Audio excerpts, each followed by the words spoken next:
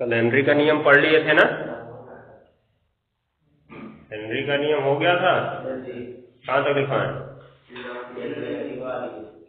सूत्र लिखवा दिए ना उसका लास्ट वाला, P बराबर KH गुणा x, बस यहीं तक लिखवाए थे। तो जहां लिख लो KH बराबर हेनरी स्थिरांक, KH बराबर हेनरी स्थिरांक हो गया। KH बराबर हेनरी स्थिरांक जिसका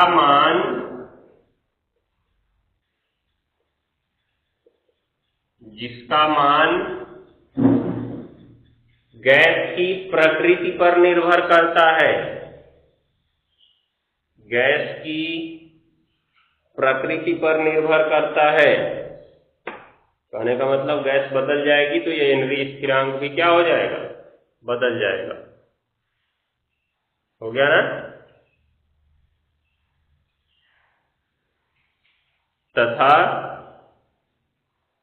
तथा मोल प्रभाज x बराबर स्मॉल n बटे small n plus capital N, small n बटे small n plus capital N। हो गया ना?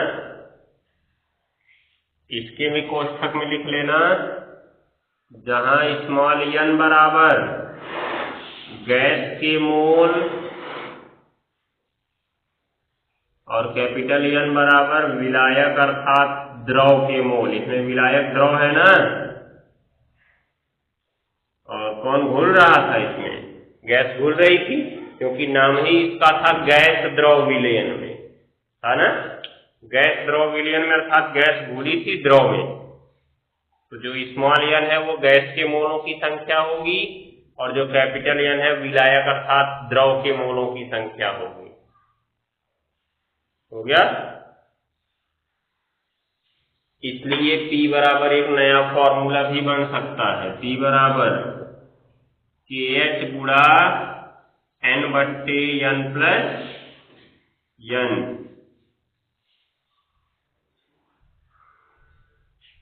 N बट्टे N प्लस N। हो गया ना? ये ध्यान में रखना है।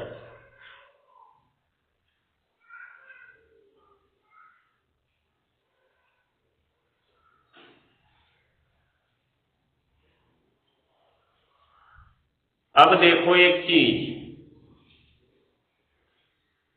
अगर इसको स्थिर कर दिया जाए मोल प्रभाज को, ठीक है ना?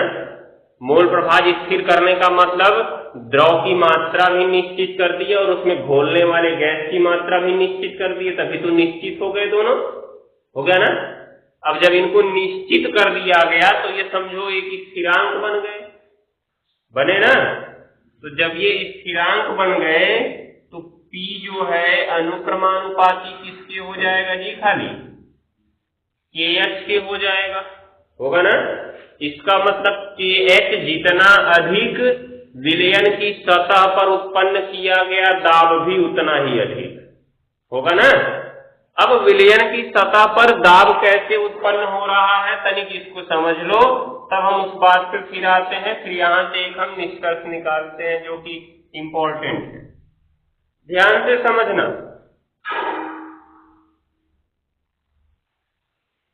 वाष्प दाब का नाम सुने हो? वाष्प दाब क्या होता है? वाष्प दाब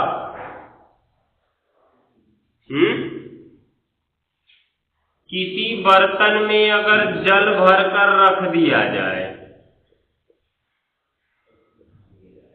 पूरा न भरो उस बर्तन को और ऊपर से बर्तन को बंद कर दो, तो कुछ दिन बाद देखोगे कि बर्तन की जो खाली सतह थी उस पे हमको जल की कुछ बूंदें दिखती हैं। ठीक है?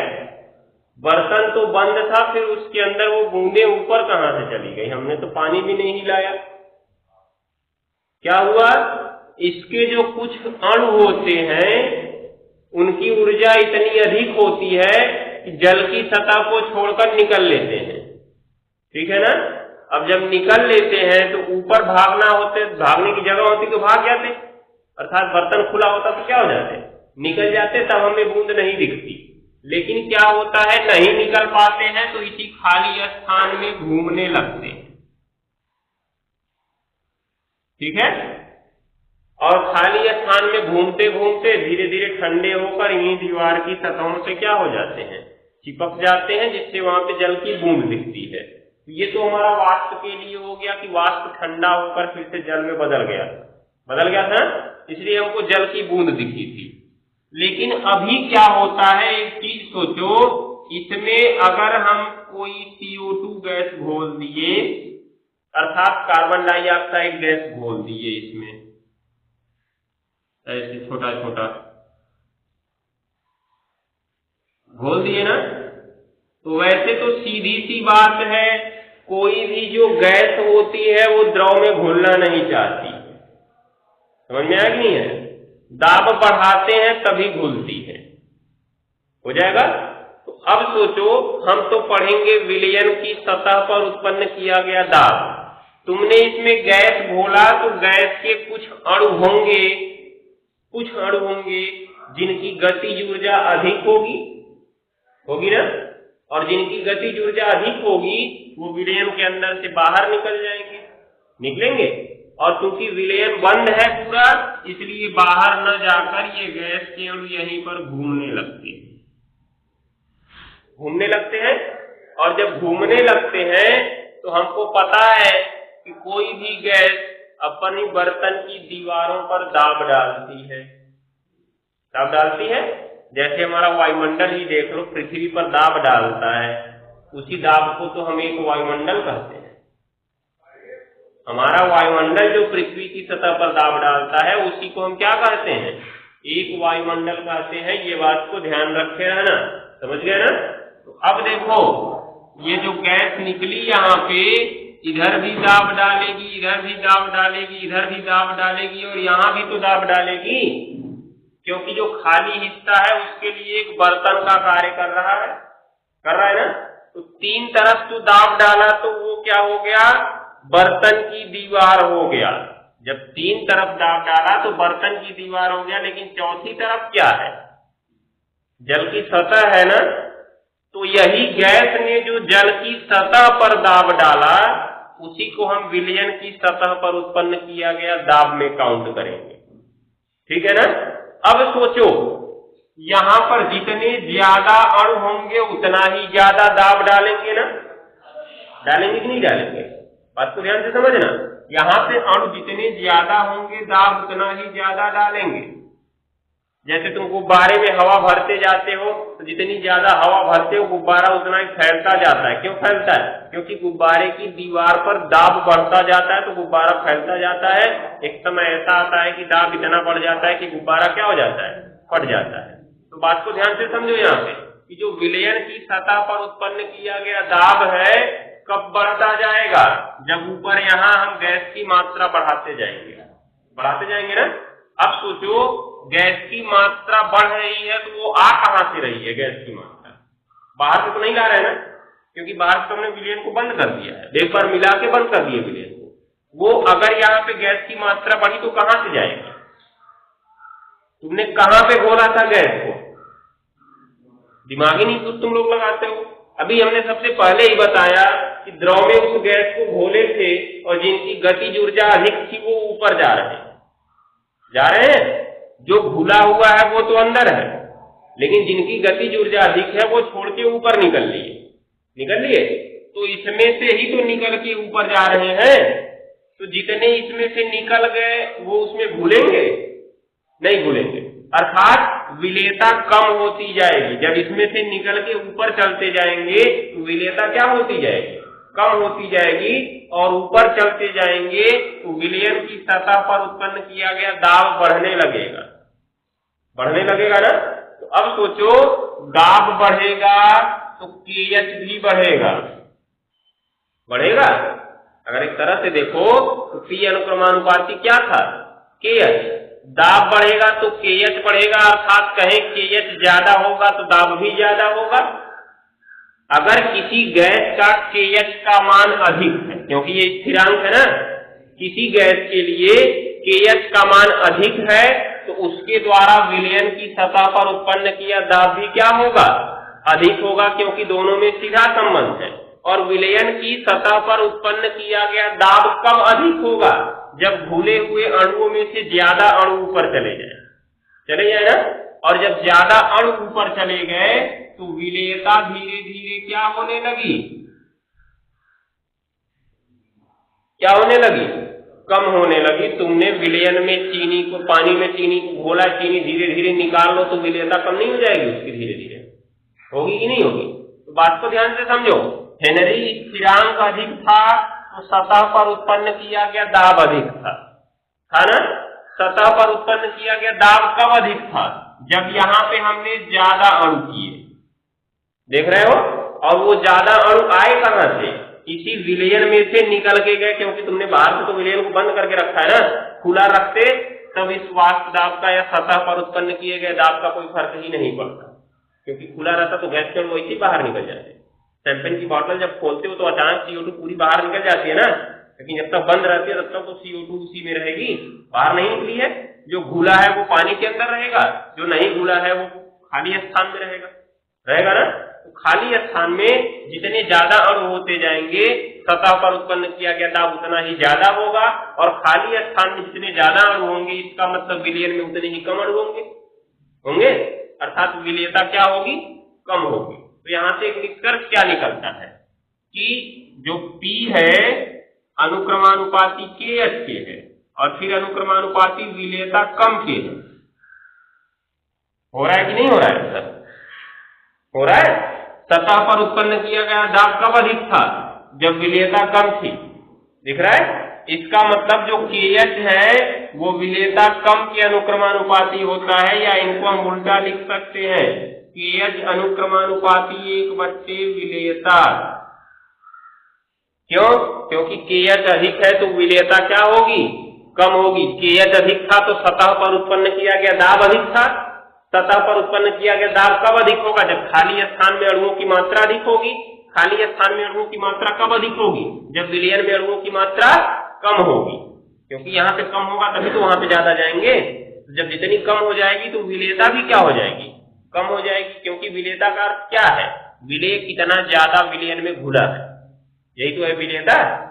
तो जब जितना कम घुलेगा तो विलयता भी कम होगी। तो हेनरी स्थिरांक अधिक था तो दाब अधिक था, दाब अधिक था तो विलयता कम थी। इसका मतलब हम कह सकते हैं कि हेनरी स्थिरांक अगर अधिक है तो विलयता क्या होगी? कम होगी। अधिक है तो कम होगी, अर्थात कैसा संबंध है? सीधा संबंध की उल्टा संबंध? उल्टा संबंध है। इसलिए हेनरी स्थिरांक KH का विलयता के साथ उल्टा संबंध मिलता है। तो हम यहाँ से एक निष्कर्ष निकाल सकते हैं, इंडिकेट पॉइंट में इसको लिखेंगे। किसी गैस के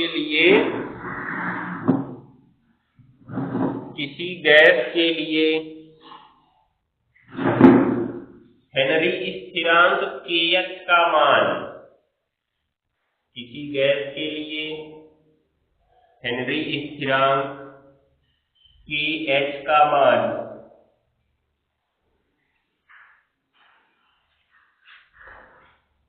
हेनरी स्थिरांक KH का मान जितना अधिक होगा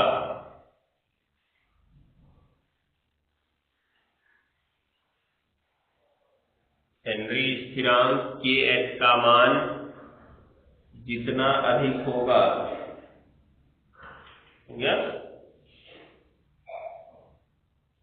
उस गैस की द्रव में विलयता उतनी ही कम होगी। उस गैस की द्रव में विलयता उतनी ही कम होगी।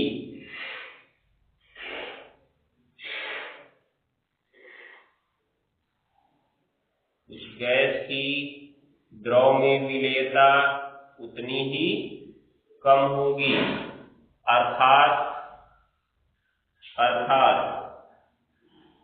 ये लिख लो KH अनुक्रमानुपाती 1/विलेयता, KH अनुक्रमानुपाती 1/विलेयता।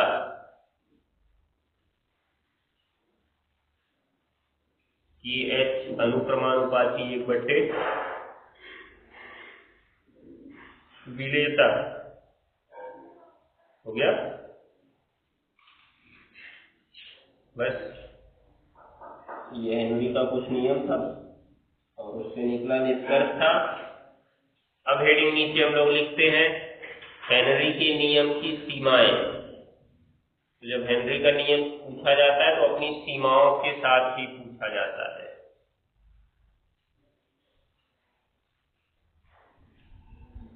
हेनरी के नियम की सीमाएं, limit of Henry's law.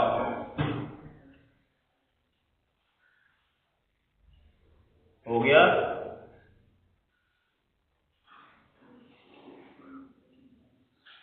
Henry के नियम की सीमाओं में लिखो पहला नंबर,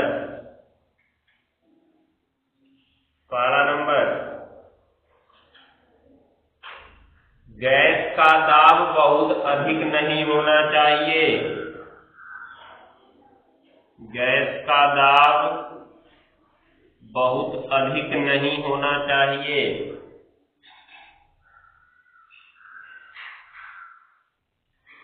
गैस का दाब बहुत अधिक नहीं होना चाहिए।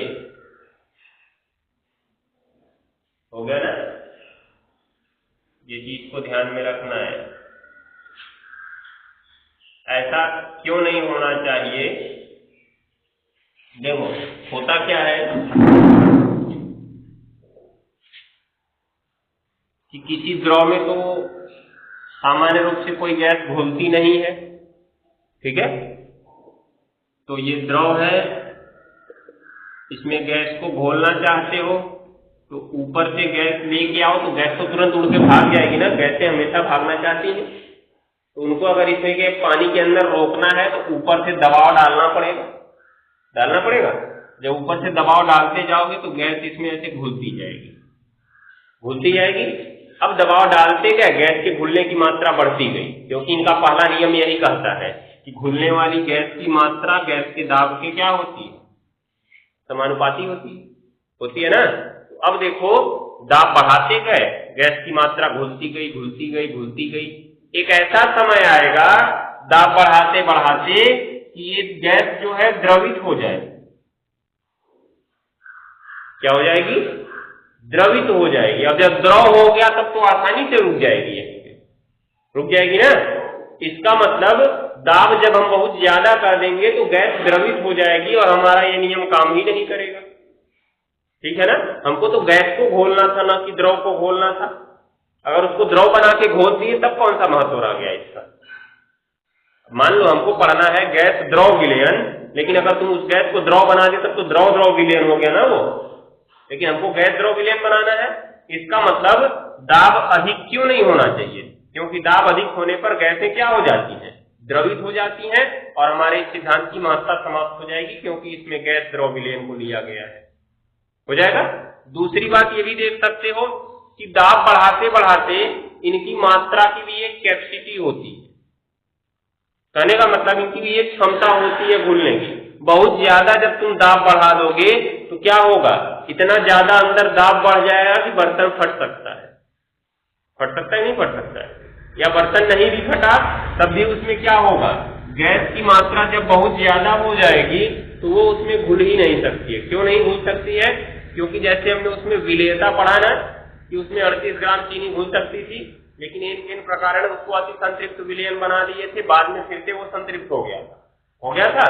इसलिए दाब बढ़ाकर अगर हम बहुत ज्यादा घोल भी देते हैं तो फिर से वो अपने पुराने रूप में ही आ जाएगी जितना उसको अधिकतम घुलना। ध्यान दिए रहे। तो सबसे पहला प्रोसेस तो हमको यही समझना है कि दाब अधिक क्यों नहीं होना चाहिए। क्योंकि दाब जब ज्यादा बढ़ा देंगे तो गैस द्रवित हो जाएगी और हमारे इस नियम का अस्तित्व समाप्त हो जाएगा, क्योंकि इसमें गैस को विलेय को किस रूप में लिया गया? गैस रूप में लिया गया, द्रव रूप में नहीं लेना है। दाब बढ़ाएंगे तो गैसें क्या हो जाएगी, द्रवित हो जाएगी, हमारा नियम समाप्त हो जाएगा। दूसरा पॉइंट लिखो, दूसरा पॉइंट, ताप बहुत कम नहीं होना चाहिए, ताप बहुत कम नहीं होना चाहिए, ताप बहुत कम नहीं होना चाहिए। अब देखो इसका भी फैक्ट वही है, कोई भी गैस तुम्हारे पास है उसको ठंडा करते जाओ, ठंडा करते जाओ तो क्या हो जाएगी, जम जाएगी ना वो, अर्थात द्रवित हो जाएगी। पहले जैसे तुम्हारे पास वाष्प होता है, तो वाष्प को ठंडा कर दो तो द्रव अवस्था में आ जाता है कि नहीं आ जाता है। तो मान लो तुमको कोई गैस घोलनी है, लेकिन ताप कम कर दिया तुमने, ताप बहुत कम कर दिए, ताप बहुत कम करने पर भी वो गैस क्या हो जाएगी, द्रवित हो जाएगी। और जब द्रवित हो जाएगी तो फिर हमारे नियम का महत्व समाप्त हो गया ना। और दूसरी बात, एक चीज और समझ लो, जब ताप कम होता है तो अणुओं की गतिज ऊर्जा कम हो जाती है। जब ताप कम होता है तो अणुओं की गतिज ऊर्जा क्या हो जाती है, कम हो जाती है। बात को ध्यान से समझना, जब अणु की गतिज ऊर्जा कम हो जाएगी तो क्या अणु तेजी से भाग पाएंगे, नहीं भाग पाएंगे। अभी इस कमरे में 5 लोग खड़े खूब तेजी से भाग रहे हैं, तुमको दरवाजे पे रोकने के लिए कह दिया जाए, तुमको बहुत ज्यादा परेशानी करनी पड़ेगी। मतलब उनको मान लो जिनको कमरे में तुम्हें रोकना है वो विलेय हो गए और तुम बाहर खड़े हो, तुम दाब हो गए, तुम ही दाब बढ़ा रहे हो, ठीक है। जब तुमने दाब बढ़ा लिया तो उनको कमरे में रोक लिया। अब बात को ध्यान से समझना, अगर वो काफी तेजी से दौड़ते हुए जा रहे हैं तो तुम्हारे लिए काफी मुश्किल होगी उनको रोकना। या तो क्या करोगे, तुम अपनी कैपेसिटी बढ़ा के दाब खूब ज्यादा बढ़ा दोगे जिससे वो रुक जाए, या तो तुम्हारे अंदर क्षमता नहीं है तो छोड़ दोगे, वो भाग जाएंगे, होगा ना। इसी प्रकार से मान लो हम इसमें कोई गैस घोल रहे हैं जिसकी गतिज ऊर्जा काफी अधिक है, तो वो तो पहले घुलना नहीं चाहेगी, निकल के भागना चाहेगी, लेकिन हम ऊपर से उसको रोक के दबाए जा रहे हैं, इसका मतलब उसको ज्यादा दाब डालना पड़ेगा, दाब डालना होगा ना। दूसरा, अगर इनका ताप ही कम हो तो ताप कम होगा तो इनकी गतिज ऊर्जा कम हो जाएगी, अर्थात काफी ठंडी का मौसम हो तो तेजी से भाग सकते हैं। अगर ज्यादा ठंडा लगता है तो तेजी से भाग सकते हैं क्या, कभी नहीं भाग सकते, तो उनकी गतिज ऊर्जा कम हो जाएगी। अब वो तेजी से नहीं भाग पाएंगे तो तुम कुछ कम दाब डालकर भी उनको रोक सकते हो ना।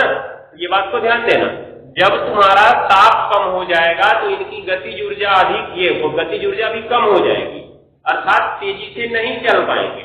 और जब तेजी से नहीं चल पाएंगे, थोड़ा सा ही दाब डालने पर ज्यादा गैस घुल जाएगी, घुलेगी नहीं घुलेगी, तो ये भी हमारा नियम काम नहीं करेगा।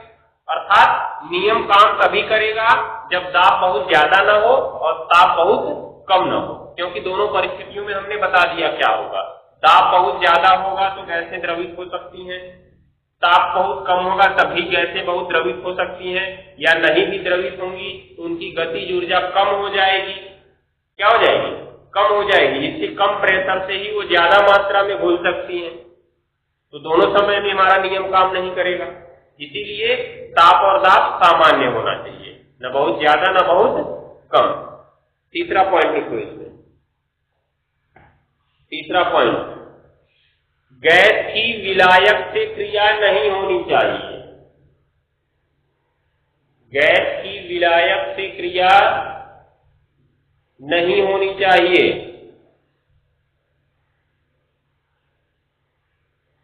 गैस की विलायक से क्रिया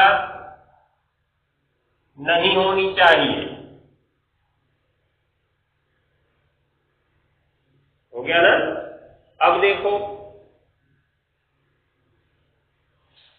हमने कहा जो घुली गैस की मात्रा है दाब के अनुक्रमानुपाती है, दाब बढ़ाएंगे तो मात्रा भी बढ़ेगी। लेकिन मान लो हम एक ऐसी गैस लेके आए जो जल से क्रिया करना जानती है, जो जल से क्रिया करना जानती है, अर्थात जैसे ही जल में पहुंची उससे क्रिया करके वहीं रुक गई। जैसे तुम देख सकते हो NH3 अमोनिया गैस को जब जल में घोलते हैं तो वो बना लेता है NH4OH।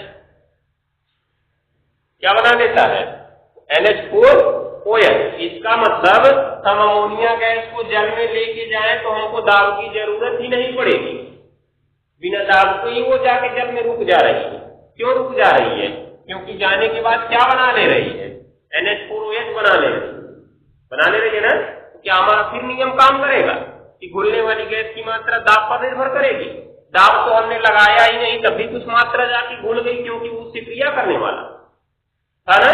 इसका मतलब उस स्थिति में भी हमारा नियम काम नहीं करेगा। तो हेनरी का नियम कब कब काम करेगा? जब दाब ज्यादा न हो, ताप कम न हो और गैस विलायक से क्रिया न करता हो। क्योंकि अगर गैस ने विलायक से क्रिया किया तो बिना दाब लगाए ही वो उससे घुल जाएगा, उसमें घुलेगा ना, तो भी हेनरी का नियम काम नहीं करेगा। तो इन सब सीमाओं को याद रखना। 4 नंबर 4 सीमा, विलायक का गैस में आयनन अथवा संगुणन नहीं होना चाहिए। विलायक का गैस में आयनन अथवा संगुणन नहीं होना चाहिए। एक मिनट, विलायक में गैस का लिखना जी, विलायक का गैस में नहीं, विलायक में गैस का आयनन अथवा संगुणन नहीं होना चाहिए।